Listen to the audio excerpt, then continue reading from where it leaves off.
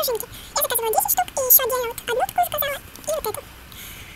Она по размеру меньше, чем вот эти все, 11 штук. И она такая одноцветная, тянется она не очень сильно, как эти, но в то же время она хорошая. И она быстро принимает свою форму. Эти вот резинки, они довольно-таки сильно тянутся, но форму они принимают не быстро.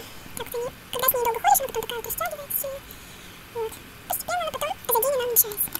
Вот мне еще положили такие вот 2 черных обычных, они какие-то жесткие, колючие такие. Тянутся они так не очень сильно. Вот. Такая вот черная, с белыми звездочками. Потом розовая, такая светлая, с таким вот узорчиком. И еще вот такая вот сиреневая, со звездочками. Такая вот темненькая, фиолетовая, сиреневая, со звездочками. Красная с точечками. Такая вот какая-то здесь. Потом такая вот голубая с белым. Синяя со звездочками. Белая со звездочками. И розовая с точечками. Вот. Ну, это обычно такая вот бирюзовая, зеленая резинка. Так-то вот они стоили не очень дорого.